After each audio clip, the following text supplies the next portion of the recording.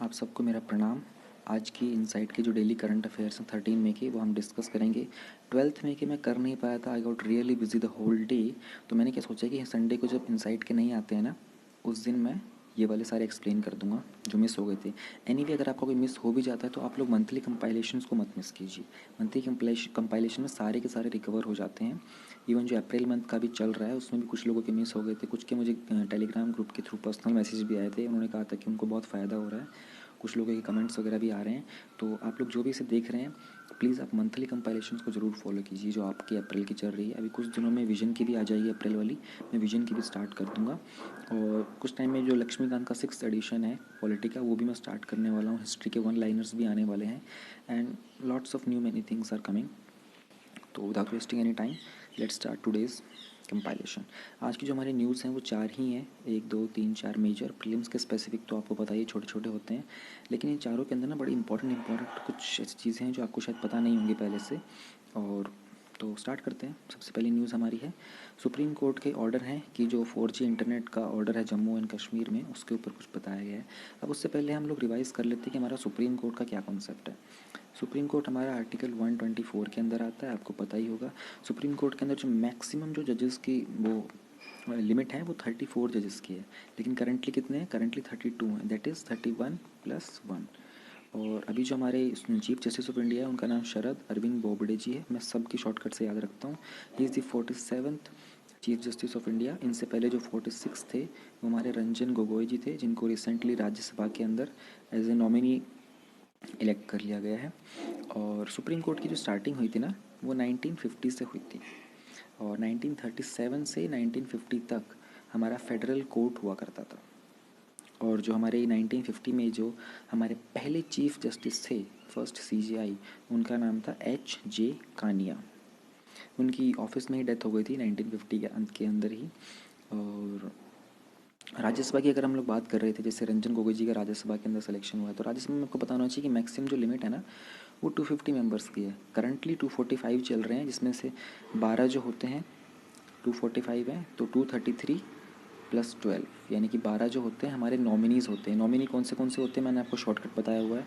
CLA लिखो, class लिखो, CLASS। अब इसमें C को कैंसिल कर दो, L से लिटरेचर, A से आर्ट, S से साइंस और S से सोशल सर्विस।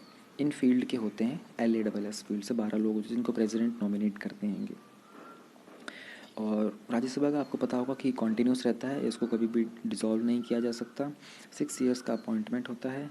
और जो चेयरमैन होते हैं वो हमारे एक्स ऑफिशियल चेयरमैन जो होते हैं हमारे वाइस प्रेसिडेंट ही होते हैं, जो कि श्री वेंकैया नायडू जी है। एक चीज़ आपको पता होगी कि जो मनी बिल है वो सिर्फ और सिर्फ लोकसभा के अंदर किया जा सकता है, राज्यसभा में मनी बिल को इंट्रोड्यूस आप नहीं कर सकते हो। ओके, आगे हम बात करते हैं कि अब हमारी न्यूज़ क्या है। न्यूज़ में एक चीज़ और बताता हूँ, union territory Jammu and Kashmir की बात की जा रही है। तो अगस्त 2019 से पहले हमारे 29 स्टेट्स थे और 7 यूटीज़ हुआ करती थी। आज की डेट में हमारा 28 स्टेट्स हैं और 8 यूटीज़ हैं। ये कैसे हैं मैं आपको बता देता हूँ। 29 स्टेट्स तो जम्मू एंड कश्मीर को बाईफैब्रिकेट कर दिया गया था, उसमें 2 यूटीज़ बनाई थी इन्होंने, लद्दाख प्लस जम्मू एंड कश्मीर। तो उन्होंने जब 2 यूटी बनाई तो हमारी 9 यूटीज़ होनी चाहिए थी ना यहाँ पर, फिर 8 कैसे है? 8 इसलिए क्योंकि अभी जनवरी 2020 के जनवरी 26 को जो दादर एंड नागर हवेली थी उसको मर्ज कर दिया गया था दमन एंड दीव के साथ। ऑलराइट, तो ये आपको पता होना चाहिए। वैसे दादरा एंड नागर हवेली और दमन एंड दीव जो है ना, वो बस 35 किलोमीटर के ही डिस्टेंस के ऊपर हैं। लेकिन आज के इनको मर्ज करने के बाद भी जो इनका बजट है और जो इनके सेक्रेटरीज़ हैं वो अभी भी अलग अलग ही सेटअप हैं। अभी उनको उनका मर्ज हो नहीं पाया, एडमिनिस्ट्रेशन में अभी भी काम चल रहा है। और जो नया नाम है ना इसका, वो नया नाम Dadra and Nagar Haveli and Daman and Diu, DNDD, Dadra and Nagar Haveli, Daman and Diu, ये इसका नया नाम है। ये आपको पता होना चाहिए था। तो बेसिक इन्फॉर्मेशन मैंने आपको दे दी है। अब हम अपनी मेन न्यूज़ के ऊपर चलते हैं। थोड़ी ज़्यादा हो गई थी बेसिक इन्फॉर्मेशन, बट ये रिवीजन के लिए बहुत अच्छी होती है। ओके, सुप्रीम कोर्ट ने रिफ्यूज़ कर दिया है कि वो 4G इंटरनेट को यूनियन टेरिटरी जो जम्मू कश्मीर की वहाँ पर रिस्टोर नहीं कर सकते अभी। तो कुछ कारण भी दिया होगा, जान लेते हैं। बट कोर्ट ने ये ऑर्डर दिया है सेंटर को और जम्मू कश्मीर की जो एडमिनिस्ट्रेशन है कि भैया आप एक कमेटी बनाओ सेक्रेटरीज़ की, जो कि मिनिस्ट्री ऑफ होम अफेयर्स से हो, जम्मू कश्मीर के एडमिनिस्ट्रेशन से हो, जो कि इसको रिव्यू करें और ग्राउंड की जो सिक्योरिटी सिचुएशन है उसके ऊपर कोई they should take a call, उनको कुछ जायज़ा करना चाहिए वहाँ पे क्या चल रहा है। ये जो हाई पावर्ड कमेटी होगी, इसको मिनिस्ट्री ऑफ होम अफेयर्स के जो सेक्रेटरी हैं वो इसको हेड करेंगे, और वो देखेंगे कि क्या क्या contentions, what are the contentions raised by various petitioners, कि क्या क्या मुद्दे उठाए जा रहे हैं ये जो भी लोग हैं यहाँ के। अब थोड़ा सा इसमें पीछे की तरफ चलते हैं, इसमें हुआ क्या था, इंपॉर्टेंट ऑब्जर्वेशंस क्या बनाई गई हैं, what is the rationale behind this verdict. There is a need to ensure that national security and human rights are balanced. JNK-UT has plunged into crisis. Plunge का मतलब होता है डूब जाना।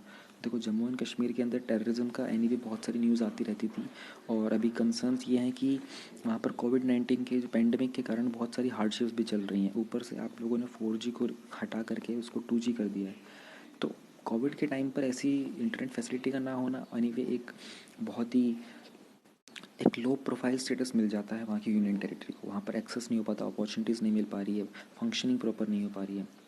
बेंच ने ये भी रेफ़र किया है कि एक पहले का जो डिसीजन था अनुराधा भसीन केस जो था 2020 का, अनुराधा भसीन जी हैं जो वो एक जर्नलिस्ट हैं कश्मीर टाइम्स की, उन्होंने केस किया था, ये पिटिशन डाली थी आर्टिकल 370 जो हटाया गया था उसके अगेंस्ट सुप्रीम कोर्ट के अंदर। बैकग्राउंड क्या है, अगस्त 2019 में सेंट्रल गवर्नमेंट ने सारे जो मोड ऑफ कम्युनिकेशंस थे ना वो बंद कर दिए थे, सस्पेंड कर दिए थे। क्यों? क्योंकि जम्मू एंड कश्मीर का जो स्पेशल स्टेटस था ना आर्टिकल 370 के अंदर, वो हटा दिया गया था। तो इवेंचुअली जो सर्विसेज थी उसके बाद कुछ टाइम बाद उनको पार्शियली रिस्टोर किया गया था। ठीक है, जैसे कि 4G की इंटरनेट की स्पीड थी उसको 2G करके रिस्टोर कर दिया था। आज की डेट में आप डेटा यूज़ करते हैं, आपको पता है 4G के अलावा कुछ चलता ही नहीं अच्छे से, 3G भी ढंग से काम नहीं करता, लेकिन जम्मू एंड कश्मीर में 2G दे रखा है इन्होंने, तो पार्शियली रिस्टोर किया है। अ plea was filed by foundation of media professionals. उन्होंने कहा था कि कोविड-19 की सिचुएशन है कश्मीर के अंदर, और आपको इंटरनेट की जो हाई स्पीड है उसको रिस्टोर कर देना चाहिए, वहाँ पर बहुत प्रॉब्लम्स हो रही हैं लोगों को। बट जो एडमिनिस्ट्रेशन है उन्होंने कहा कि भैया 4G की सर्विस को रिस्टोर करने के लिए यूनियन टेरिटरी के अंदर अभी प्रॉब्लम हैगी। उन्होंने कहा है कि to keeping in mind to queue in the view of protecting the sovereignty, integrity and security of the country की सुरक्षा को ध्यान में रखते हुए मना कर रहे हैं कि 4G अभी हम लोग रिस्टोर नहीं कर सकते। अब इसका क्रिटिसिज्म क्या किया जा रहा है इंटरनेट के शटडाउन का, जो रिस्ट्रिक्शंस हैं वो वर्चुअली एब्रोकेट करते हैं हमारे फंडामेंटल राइट्स को। जो 7 मिलियन पीपल्स उस रीजन में रह रहे हैं, यानी कि 70 लाख लोग जो उस रीजन में हैं, definitely they get paralyse, their life gets paralyse, उनको एक्सेस नहीं है इन्फॉर्मेशन का, वो उनको पता नहीं है दो इस दुनिया के अंदर बाकी जगह पे क्या हो रहा है, वहाँ की इन्फॉर्मेशन दूसरी जगह आ नहीं पा रही है। स्लो इंटरनेट में चीज़ें काम नहीं करती, आपको वीडियो भेजना है, आपको ईमेल में कोई अटैचमेंट भेजनी है, definitely takes time. Shutdown of internet services ने बहुत सारे सीवियर कॉन्सिक्वेंसेस ला दिए हैं, बिजनेस नहीं चल पा रहा है, ट्रेडिंग नहीं हो पा रही है, कॉमन पीपल बहुत हाईली इफेक्ट हो रहे हैं। तो what procedure does the government follow to suspend the internet services, ये हमारे यूपीएससी के लिए इंपॉर्टेंट है। नीचे वाली लाइन जो है ना ये वाला, इसको नोट डाउन करके रख लेना, बहुत अच्छी चीज़ है। इंफॉर्मेशन टेक्नोलॉजी एक्ट 2000 का, क्रिमिनल प्रोसीजर कोड होता है 1973 का, और टेलीग्राफ एक्ट होता है 1885 का। ये तीन जो लॉज है ना ये डील करते हैं सस्पेंशन ऑफ इंटरनेट सर्विसेज के साथ। 2017 से पहले जो ये सेक्शन 144 था सीआरपीसी का, यही इसी के थ्रू इंटरनेट को सस्पेंड कर दिया जाता था। बट 2017 में सेंट्रल गवर्नमेंट ने नोटिफाई किया कि जो temporal suspension of telecom services है, public emergency public service rule जो कि टेलीग्राफ एक्ट के अंदर आता है, वो गवर्न करेगा सस्पेंशन ऑफ इंटरनेट। ये जो रूल्स हैं इनकी पावर आती है section 5 clause 2 of the Indian telegraph act, जो बात करता है इंटरसेप्शन ऑफ मैसेजेस की in the interest of sovereignty and integrity of India. यानी कि अगर देश को, गवर्नमेंट को, अथॉरिटी को लगता है कि सिक्योरिटी और इंटीग्रिटी की बात है तो आपके जो मैसेजेस वगैरह हो सकते हैं उनको इंटरसेप्ट भी कर सकते हैं, आपकी कॉल को, एसएमएस को। अनुराधा भसीन केस क्या है 2020 का, कोर्ट ने डिक्लेयर किया था कि जो फ्रीडम ऑफ स्पीच और एक्सप्रेशन है एंड जो freedom to practise any profession और any carry on the trade, business, occupation, आप कि क्या फ्रीडम, आप कुछ भी बोल सकते हो, आप कुछ भी एक्सप्रेस कर सकते हो, आप कोई भी प्रैक्टिस कर सकते हो, profession, business, occupation over the internet. ये एक, इसको एक कॉन्स्टिट्यूशनल प्रोटेक्शन मिला हुआ है कि उन्होंने बोला कि ये बात तो सही है, ये सारी चीज़ें फ्रीडम तो है, कॉन्स्टिट्यूशन का प्रोटेक्शन है। किसमें है? Article 19 clause 1 sub clause A, article 19 clause 1 sub clause जी में। लेकिन while such freedom is not absolute, यानी कि अल्टीमेट फ्रीडम नहीं है, इस पर कुछ ना कुछ स्टार लगा के टर्म्स एंड कंडीशंस होती हैं। जो रेस्ट्रिक्शंस लगाए गए हैं ना, it should be on the consonance with the mandate under article 19 clause 2, article 19 sub clause 6 of the constitution. Consonance का मतलब उन्होंने कहा कि ये जो रेस्ट्रिक्शंस लगाए गए हैं ये सारे के सारे तालमेल के साथ लगाए गए हैं कि भैया और ये इंक्लूड करता है टेस्ट ऑफ प्रोपोर्शनैलिटी। देखो टेस्ट ऑफ प्रोपोर्शनलिटी क्या होता है ना, एक लीगल मेथड होता है जो ऐसे कुछ टफ केसेस होते हैं ना, जो हार्ड केसेस, उसमें टेस्ट ऑफ प्रोपोर्शनलिटी लगाया जाता है। क्यों? ऐसे केसेस के अंदर क्या होता है ना, लेजिटिमेट राइट्स होते हैं ना, वो कोलाइड करते हैं आपस में। अभी देखो फंडामेंटल राइट जो है वो security and integrity of the nation से कोलाइड कर रहा है। तो ऐसे टाइम पे गवर्नमेंट क्या करती है कि कॉन्सोनेंस देती है, तालमेल बनाने की कोशिश करती है। तो उन्होंने क्या किया कि भैया इंटरनेट बिल्कुल तो रिस्टोर नहीं कर सकते हाई स्पीड का, तो एक काम करते हैं 2G तक का रिस्टोर कर देते हैं, ताकि थोड़ी थोड़ी इन्फॉर्मेशन को कुछ तो चले। अगर आपका 30 सेकंड में गूगल का पेज खोल रहा है तो एटलीस्ट खोल तो रहा है, लेकिन बिल्कुल बंद कर देंगे तो आपको पता ही नहीं चलेगा। तो they have tried to include the test of proportionality. Next हमारी न्यूज़ की हम लोग बात करते हैं ग्लोबल न्यूट्रिशन रिपोर्ट के बारे में। काफ़ी अच्छी न्यूज़ है, काफ़ी अच्छा डेटा है इसका, आपको पक्का इसे नोट डाउन कर लेना चाहिए। ग्लोबल न्यूट्रिशन की जो रिपोर्ट है 2020 की वो रिलीज़ हुई है। ये जो न्यूट्रिशन रिपोर्ट है ना, इसको कंसीव किया जाता है the first nutrition for growth initiative summit N4G, जो कि 2013 में हुआ था। अच्छा, ये समिट किसको बोलते हैं और कॉन्फ्रेंस में डिफरेंस क्या होता है? समिट जनरली वो होती है जहाँ पर हेड ऑफ़ द स्टेट्स होते हैं, वो प्रेजेंट होते हैं। कॉन्फ्रेंस के अंदर कोई ना कोई सबॉर्डिनेट भी प्रेजेंट हो सकता है, हेड ऑफ़ द स्टेट भी प्रेजेंट हो सकता है, लेकिन समिट की बात की जा रही है तो generally head of the organisation state वो प्रेजेंट होते हैं वहाँ पे। तो इन्होंने कहा है कि एक मैकेनिज़्म है जो कि ट्रैक करता है कमिटमेंट्स जो बनाई गई थी 100 stakeholder spanning governments. Stakeholder spanning governments का मतलब 100 ऐसी गवर्नमेंट्स जो कि अपने आप में एक्सपेंड कर रही हैं। स्पैनिंग गवर्नमेंट्स मतलब which are worldwide globally accessible governments, और स्टेक होल्डर मतलब हिस्सेदार होते हैं। एड डोनर्स, यानी कि एड मतलब सपोर्ट, डोनर आपको पता ही है जो डोनेट करते हैं, सिविल सोसाइटी और यूएन और बिजनेस के। ये मैकेनिज़्म बनाया गया था कि किसकी कमिटमेंट्स को ट्रैक करने के लिए कुछ 100 स्टेक होल्डर की गवर्नमेंट को, कुछ सपोर्ट देने वालों को, सिविल सोसाइटी को, यूएन और के बिजनेस वगैरह को, इन सबको ट्रैक करने का एक मैकेनिज़्म था जो कि इस समिट में बनाया गया था, जिसके अंडर निकल के आती है global nutrition report. I hope ये अच्छे से समझ में आ गया होगा, मैंने बहुत ज़्यादा इजीली समझा दिया। अब इंडिया इसमें कहाँ स्टैंड करता है? हमारे लिए इंडिया ही मैटर करेगा। India is among those 88 countries that are likely to miss. ये जो ग्लोबल न्यूट्रिशन के टारगेट्स हैं ना 2025 तक के रखे हुए हैं, इंडिया उन 88 कंट्रीज में से हैं जो उस टारगेट को मिस कर देंगे, हम लोग रीच ही नहीं कर पाएंगे। India is also the country with the highest rate of domestic inequalities in mall nutrition. ये आपको पता होना चाहिए, अच्छा पॉइंट है, और ये पूरा ही अच्छा पॉइंट है। इंडिया को आइडेंटिफाई किया गया अमंग द 3 वर्स्ट कंट्रीज़, जिसमें नाइजीरिया और इंडोनेशिया के साथ हैं, for steep with in the country disparities on stunting. Disparity का मतलब होता है अनइक्वालिटी, पैरिटी वर्ड का मतलब होता है इक्वालिटी। ये कंप्यूटर की प्रोग्रामिंग लैंग्वेज में ज़्यादा यूज़ किया जाता है। और डिस्पैरिटी का मतलब हो गया अनइक्वालिटी। स्टंटिंग का मतलब क्या होता है? स्टंटिंग का मतलब होता है जो आपकी ग्रोथ होती है ना, वो जब स्लो होती है फिर रुक जाती है। सपोज़ कि आपकी, देखो इंडिया के अंदर क्या होता है ना, माल न्यूट्रिशन इतना ज़्यादा है कि ह्यूमन बींग्स का जो स्केलेटल होता है ना, वो भी फुली डेवलप नहीं हो पाता है। स्टंटिंग बोलते हैं उसको, यानी कि डिले इन द ग्रोथ और complete obstruction in the growth. तो इसके जो लेवल्स हैं ना वेरी करते हैं 4 फोल्ड अक्रॉस द कम्युनिटीज़, 4 चीज़ों के अंदर।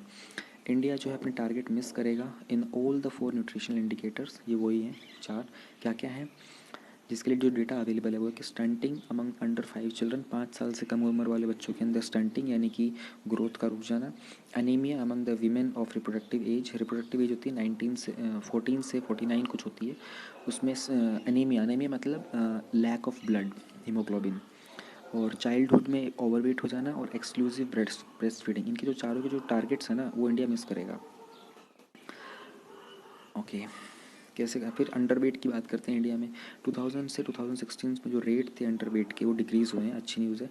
66% से 58% बॉयज़ में डिक्रीज़ हुआ है और गर्ल्स में 54% से 50.1% हो गया है। लेकिन अगर हम इसको एशिया के एवरेज से कंपेयर करें तो हम लोग अभी भी बहुत पीछे हैं। एशिया का एवरेज बॉयज़ के लिए 35.6 है और गर्ल्स के लिए 31.8% है।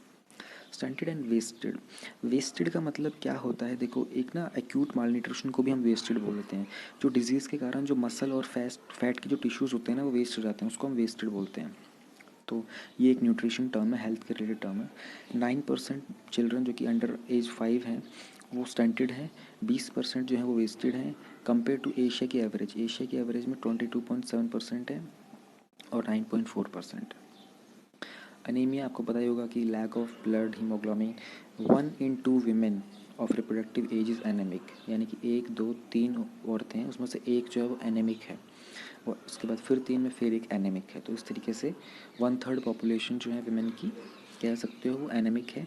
While at the same time जो रेट ऑफ ओवरवेट और ओबेसिटी, ओबेसिटी मतलब मोटापा, वो बढ़ता जा रहा है।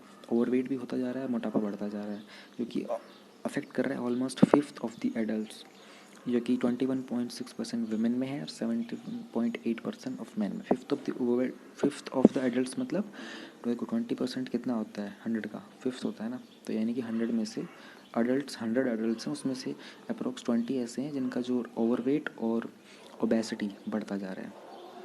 मोटापा और ओवरवेट, वज़न का बढ़ना, दोनों चीज़ें बहुत डिफरेंस होती है मोटापे में और वज़न के बढ़ने में। एक इंसान ऐसा हो सकता है जो मोटा हो सकता है लेकिन उसमें वज़न नहीं हो सकता, क्योंकि बोन डेंसिटी भी कम हो सकती है। लेकिन एक इंसान ऐसा हो सकता है जो कि दिखने में बहुत ठीक ठाक लेकिन उसका वेट बहुत ज़्यादा हो सकता है। तो बोथ आर पॉसिबल। तो ग्लोबल न्यूट्रिशन के टारगेट्स का क्या है? 2012 में जो वर्ल्ड हेल्थ असेंबली थी उन्होंने आइडेंटिफाई किए थे कि 6 न्यूट्रिशन टारगेट्स रखेंगे। मैटरनल यानी कि मदर, इन्फेंट मतलब जो पेट में नवजात शिशु होता है, और यंग चाइल्ड यानी कि जिस बच्चे का जन्म होता है, जो कि 2025 तक हमको अचीव करने हैं। तो रिक्वायर क्या है गवर्नमेंट्स की? वो रिड्यूस करेंगे स्टंटिंग को 40% चिल्ड्रन में जो कि 5 ईयर अंडर 5 की एज के हैं। प्रेवलेंस ऑफ अनीमिया, अनीमिया की जो बढ़त हो रही है उसको 50% और कम करेंगे, जो कि विमेन की एज ग्रुप है 19 से 49 ईयर्स तक का। इंश्योर करेंगे 30% रिडक्शन और लो बर्थ वेट के अंदर, और no increase in the childhood overweight, बचपन के अंदर जो बच्चों का वेट सडनली बढ़ जाता है उसको ना करेंगे। सब सारी की सारी चीज़ें न्यूट्रिशन से, हेल्थ फैसिलिटी से रिलेटेड हैं। इंक्रीज करेंगे rate of exclusive breastfeeding in the first 6 months up to 50%। ये न्यूज़ कुछ टाइम पहले भी चली थी कि the mother should feed the child for at least 6 month. पहले 6 महीने बच्चों को पानी भी नहीं पिलाना चाहिए, सिर्फ मदर का जो मिल्क होता है वही पिलाना चाहिए। वो रिड्यूस करेंगे और मेंटेन करेंगे childhood wasting to less than 5%। Childhood wasting मैंने आपको बता दिया था, इसको कोशिश करेंगे कि 5% रिड्यूस करेंगे। अब माल न्यूट्रिशन होता कैसे है ये भी पता चलना चाहिए। देखो रिपोर्ट बताती है कि एक लिंक है between malnutrition and different forms of inequity. Inequity का मतलब होता है अनफेयरनेस और लैक ऑफ फेयरनेस और लैक ऑफ जस्टिस। तो such as those based on geographical location होगी, एज, जेंडर, एथनिसिटी। एथनिसिटी वो लोग होते हैं जो एक स्पेशल सोशल ग्रुप से बिलोंग करते हैं। Education, wealth, malnutrition in all its forms. ये कुछ फैक्टर्स हैं, जैसे कि किस जगह पे आप रह रहे हो, आपकी एज क्या है, आपका जेंडर क्या है, आपकी एथनिसिटी क्या है, एजुकेशन कैसी मिली है, आपका वेल्थ कितनी है आपके पास। इन सब के कारण कुछ इनिक्विटीज़ होती हैं जो जिसका बहुत बड़ा लिंक है हमारे माल न्यूट्रिशन के साथ। ये तो आपको पता ही होगा, जैसे हाइजीनिक प्लेस में रहोगे आप तो आपको हेल्थ अच्छी रहेगी, आपका ब्रेन जो है वो बहुत काम, रिलैक्स, स्टेबल रहेगा। तो आप की लाइफ में अपॉर्चुनिटीज़ बढ़ जाती है इस तरीके से। आपकी हेल्थ अच्छी है, आपका माइंड बहुत हेल्दी है, तो लेकिन आपके पास बेसिक नीड्स अगर आपकी नहीं पूरी हो पा रही हैं तो कहीं ना कहीं उसका डिफरेंट, उसका जो रोल होता है, जिस जगह पे आप रह रहे हो, अनहाइजीनिक जगह पे रह रहे हो, तो उसका रोल आपकी लाइफ में बढ़ता ज़रूर है। Inequity is a cause of mall nutrition. Inequity के कारण माल न्यूट्रिशन होता है, very understood. Inequity in food and health systems, ये भी बिल्कुल अंडरस्टूड है। एग्जैसरबेट करता है इनक्वालिटीज़ इन न्यूट्रिशन। एग्जैसरबेट करने का मतलब होता है और ख़राब कर देना। जो न्यूट्रिशन की जो इनक्वालिटी आउटकम्स होती है ना उसको और ज़्यादा ख़राब कर देता है, और इसी के कारण ये परपेचुएट करता है एक विशियस साइकिल। देखो विशियस साइकिल का मतलब होता है अनएंडिंग साइकिल। जैसे जीवन और मृत्यु का जो विशियस साइकिल है ना, अनएंडिंग है, चलता ही जा रहा है, एक चीज़ के बाद दूसरी आई जा रही, आई जा रही, आई जा रही है। तो इनिक्विटी और माल न्यूट्रिशन ये एक विशियस साइकिल की तरह काम करता है। तो दोनों में से एक चीज़ को ख़त्म कर दोगे तो साइकिल ब्रेक हो जाएगा। या तो आप माल न्यूट्रिशन ख़त्म कर दो या इनिक्विटी ख़त्म कर दो। What is the way ahead? Need of the hour suggestion क्या है रिपोर्ट की? उन्होंने कहा कि break down the silos between malnutrition in all it forms. Silo word के ना दो मीनिंग होते हैं। एक तो एक ये काइंड ऑफ गोदाम टाइप चीज़ होती है, जैसे खेतों वगैरह में आप अपना एक बना देते हो सिलो, जिसमें आप अनाज इकट्ठा कर देते हो।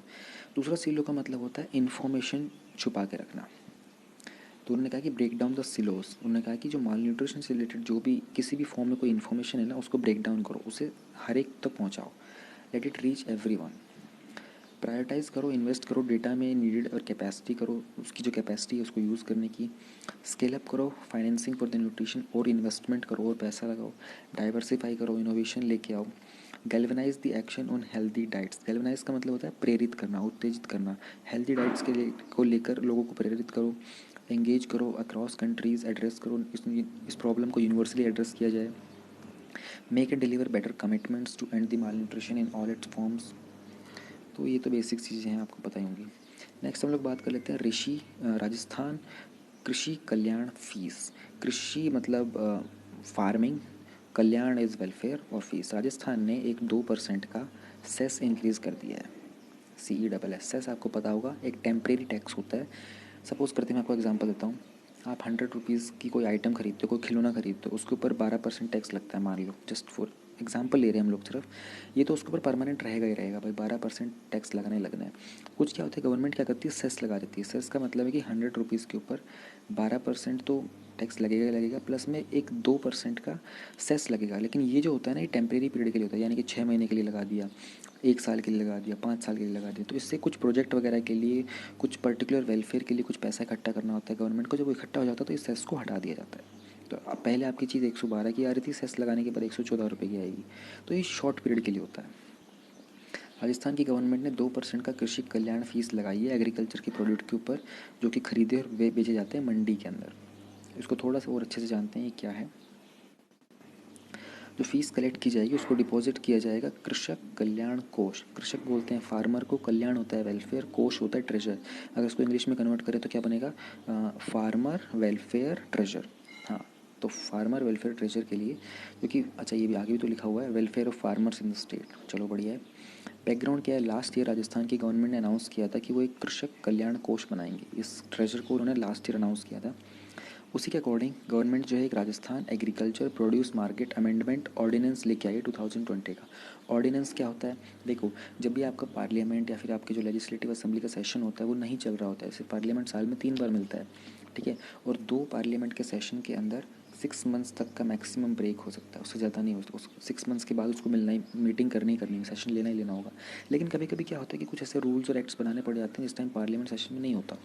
तो आप क्या करते हो, स्टेट लेवल पे आप गवर्नर की हेल्प से और सेंटर लेवल के ऊपर प्रेसिडेंट की हेल्प से आप एक ऑर्डिनेंस पास करते हो, यानी कि आप एक टेम्परेरी बिल निकाल के लाते हो कि 6 मंथ्स तक इसको हम एक्टिव करते हैं। फिर नेक्स्ट टाइम जब भी हमारा पार्लियामेंट या फिर सेशन लगेगा तो हम इसको विदिन 6 वीक पास करना होता है। अगर पास नहीं हो पाया तो फिर ये कैंसिल हो जाता है।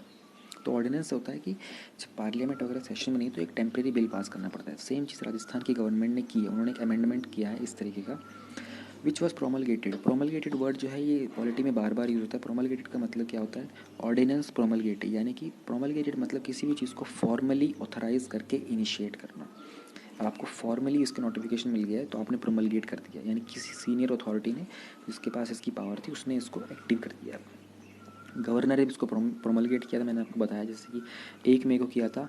जिन्होंने अमेंड किया है सेक्शन 17 जो है राजस्थान के एग्रीकल्चर प्रोड्यूस मार्केट का 1961 का। अब इस पर क्रिटिसिज्म क्या क्या है वो भी देख लेते हैं आगे।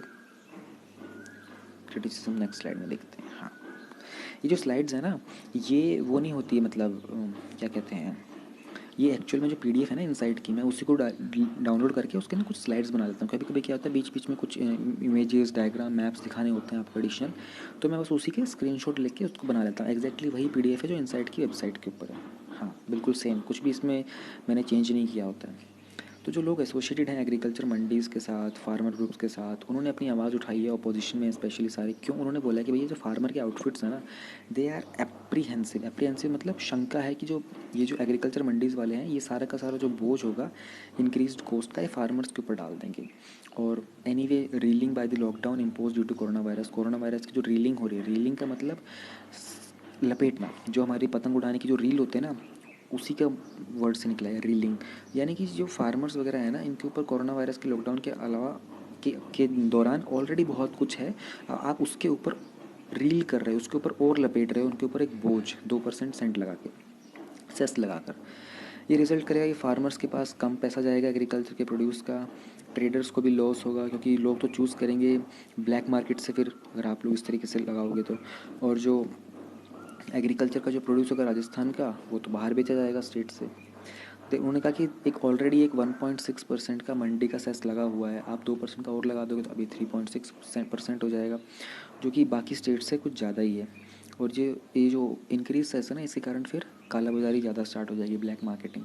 अब गवर्नमेंट इस पर क्या रिस्पॉन्स देती है, गवर्नमेंट बोलती है भैया, उन्होंने कहा है कि जो मनी कलेक्ट किया जाएगा, पहली बात तो ये सारा का सारा कृषि के कल्याण में ही जाएगा, सारे के सारे फार्मर्स के वेलफेयर में जाएगा। फिर ये जो फीस है ना, ये ना ही इनके ऊपर जो लोग मंडीज़ में उनके ऊपर कोई बोझ बनेगी, ना ही किसी फार्मर के ऊपर कोई बोझ बनेगी। ये जो है ना, ये नेक्स्ट पॉइंट ऑफ सेल पे होगा। जब फार्मर जो है अपना सेल प्रोड्यूस कर देंगे ना, उसके बाद आगे यानी कि जो एंड कंज्यूमर होता है, यानी कि आप और मैं, हम लोग जो मार्केट से ख़रीदते हैं ना, हमको वो सेस देना पड़ेगा। फार्मर को ऐसा कुछ नहीं होगा कि उसको पैसे कम मिलेंगे या फिर कुछ और, तो उसके ऊपर बोझ नहीं जाएगा। ये जो मनी कलेक्ट किया जाएगा, इसको उस फार्मर्स के वेलफेयर के लिए ही यूज़ किया जाएगा। ऑल राइट, हमारी आई थिंक ये गुजरात वाली आई थिंक लास्ट न्यूज़ थी बड़ी वाली। ओके, थोड़ा सा रह गया। गुजरात ने अमेंड कर दिया है अपना एपीएमसी एक्ट। एपीएमसी क्या है? Agriculture produce markets APMC act, जो गुजरात की गवर्नमेंट है उन्होंने प्रोमलगेट किया है। प्रोमलगेट मैंने आपको अभी बता दिया था, ऑर्डिनेंस मैंने आपको जस्ट अभी भी बताया था। वही गवर्नर की परमिशन से उन्होंने किया है। पर भी उन्होंने क्या किया है कि इस लाइव स्टॉक जो होती है ना हमारी, उसको एग्रीकल्चर प्रोड्यूस में इंक्रीज़ कर लिया है, ताकि एक बेटर अपॉर्चुनिटी मिल जाए फार्मर्स को। लाइव स्टॉक क्या होता है? पशुधन, मवेशी। लाइव स्टॉक, जिंदा स्टॉक, मतलब स्टॉक मतलब कैसे बोले हिंदी में, लेकिन आप समझ गए होंगे I think.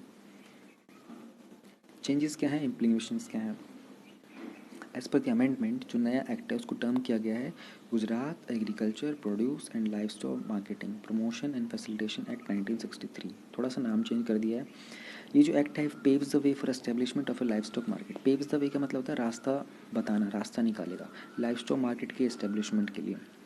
Also it seeks to have involvement of local authorities, जिसमें कि पंचायती राज इंस्टीट्यूशंस होंगे जो कि रूरल पीरियोडिकल मार्केट के लिए अप्रूव करेंगे, सच एज हाट।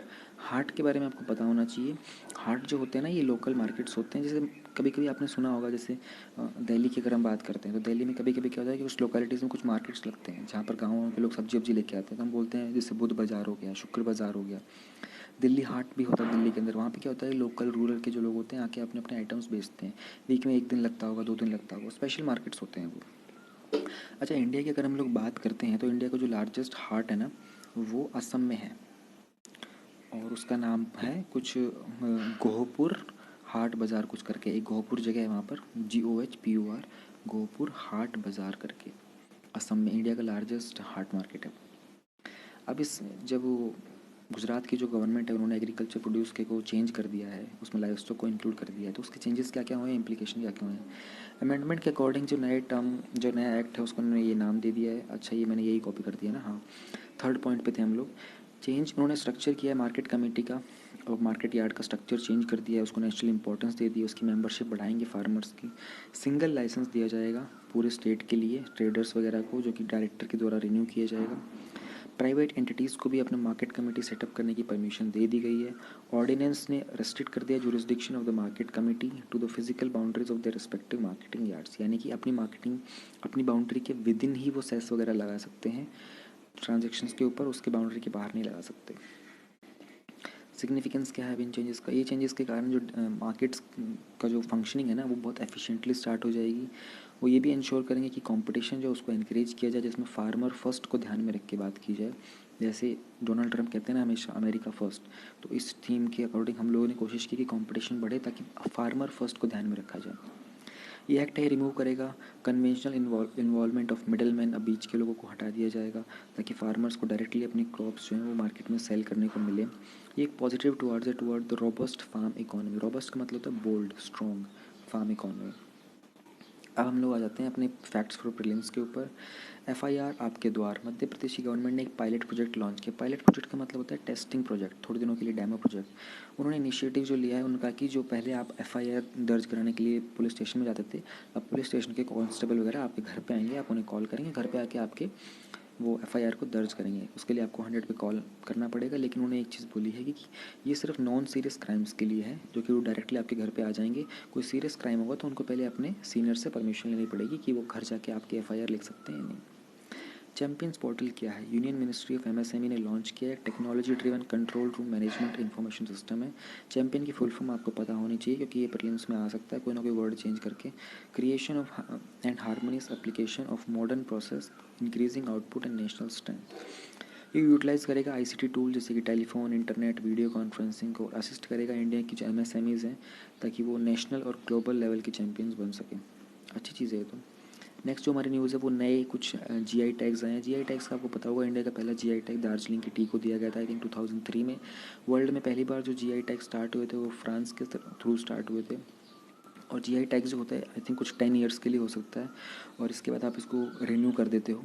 ये उस पर्टिकुलर लोकेशन के नाम के, जीआई का मतलब जोग्राफिकल इंडिकेशन, तो उस पर्टिकुलर लोकेशन के नाम पर आपको एक काइंड ऑफ पेटेंट मिल जाता, पेटेंट नहीं, काइंड ऑफ ट्रेडिशन वो मिल जाता है, क्या बोलेंगे उसको, ट्रेडमार्क, हाँ ट्रेडमार्क मिल जाता है कि भैया जैसे ही इन्होंने कहा कि सोहराई खोवार पेंटिंग, ये जो पेंटिंग म्यूरल होती है यानी कि वॉल के ऊपर बनाने वाली जो पेंटिंग है ट्राइबल वुमेंस बनाती है, हज़ारीबाग डिस्ट्रिक्ट में होती हैं ये, झारखंड के, और डिफरेंट डिफरेंट कलर्स में मिलती है। इसमें एनिमल फिगर्स मिलेंगे, लाइंस, डॉट्स होते हैं, प्लांट्स होते हैं। तो अभी इन्होंने ना ये इस लोकेशन के नाम पर कर दी है, ये यानी कि हज़ारीबाग जो डिस्ट्रिक्ट है ना उस लोकेशन के नाम पर है, जोग्राफिकली उसकी आइडेंटिटी बन गई है अभी। अराउंड 10 ईयर्स के बाद इसको रिन्यू कराना होता है, किसी पर्सन के नाम पे भी करा सकते हो, किसी ऑर्गेनाइजेशन के नाम पे करा सकते हो। एक और जीआई टैग मिला है वो है तेलिया रुमाल, जो तेलंगाना का है। ये हैंडमेड होते हैं, रेड, ब्लैक और वाइट के अंदर होते हैं, बहुत सारे डिज़ाइंस और मोटिव्स के होते हैं ये, तो इसको भी एक जीआई टैग दिया गया है। अब हम लोग एक और बात कर लेते हैं गांधी पीस प्राइज़ के बारे में। गांधी पीस प्राइज़ जो था इसको 1995 में इंस्टीट्यूट किया गया था, 125th बर्थ एनिवर्सरी थी गांधी जी की। ये एनुअल अवार्ड होता है, साल में एक बार दिया जाता है उन लोगों को और इंस्टीट्यूशंस को जो कि सोशल, इकोनॉमिक और पॉलिटिकल ट्रांसफॉर्मेशन के लिए काम करते हैं कंट्री के अंदर, which is based on non violence, और गांधी जी के जो बाकी मेथड्स थे उनके ऊपर। इसमें एक कैश प्राइज़ मिलता है 1 करोड़ रुपए का, एक साइटेशन मिलता है, एक प्लेक मिलता है, यानी कि एक वो जो होता है ना ऐसा काइंड ऑफ शील्ड जैसे, उसको आपका नाम वगैरह मेटल में लिखा होता है, ये वो सब चीज़ें होती हैं। प्लेक, साइटेशन, साइटेशन मतलब उसमें लिखा होता है, एक रोल होता है ना, ऐसा एक रोल सा मिलता है आपको, देखा होगा आपने कभी प्रेजेंट वगैरह अवार्ड देते हैं तो एक पेपर होता है ऐसा रोल करके। साइटेशन मतलब एक ऐसा वुडन सा कुछ बना होता है, उसमें मेटल से आपका नाम और आपका काम लिखा होता है। 1 करोड़ रुपए का कैश प्राइज़ होता है, और एक एक्सक्विजिट ट्रेडिशनल हैंडीक्राफ्ट आइटम मिलता है आपको। ये जो अवार्ड है ये हर साल दिया जाता है। इसमें जो जूरी मेंबर के जो चेयरमैन होते हैं उसमें वन ऑफ प्राइम मिनिस्टर होते हैं। ये सभी लोगों के लिए ओपन है, रिगार्डलेस उनको कोई भी नेशनैलिटी हो, कोई भी क्रीड हो, कोई भी रेस हो, कोई भी सेक्स हो। ये जो अवार्ड है इसको पॉस्ट्यूमसली नहीं दिया जाता। पॉस्ट्यूमसली मतलब होता है आफ्टर डेथ, किसी की डेथ होने के बाद नहीं दिया जाता, जिंदा हो गए तो ही दिया जाएगा भैया। और न्यूज़ में क्यों है कि मिनिस्ट्री ऑफ कल्चर जो है उन्होंने इसका जो नॉमिनेशन पीरियड था जो कि 30 अप्रैल का था उसको 15 जून एक्सपेंड कर, उसको वो थोड़ा सा पोस्टपोन कर दिया है, थोड़ा डिले कर दिया है क्योंकि लॉकडाउन चल रहा है। अब लास्ट हमारी न्यूज़ है काउंसलिंग हेल्पलाइन जो है भरोसा, सेंट्रल यूनिवर्सिटी ओडिशा के लिए, इसको डेडिकेट किया है काउंसलिंग हेल्पलाइन सॉरी, ये जो सेंट्रल यूनिवर्सिटी है ना ओडिशा की, उन्होंने एक काउंसलिंग हेल्पलाइन बनाई है जो कि मेंटल डिस्ट्रेस और साइकोलॉजिकल नीड है जो बच्चों की, जो लोग कोविड के, कोरोना वायरस के पैंडमिक में फंसे हुए हैं, तो उनको साइकोलॉजिकल असिस्टेंस देने के लिए और उनको जो भी चैलेंजेस वगैरह हो रहे हैं उन सब में उनको हेल्प करने के लिए, तो ये एक हेल्पलाइन है भरोसा करके, सेंट्रल यूनिवर्सिटी ऑफ ओडिशा की। Okay, thank you everyone, bye bye.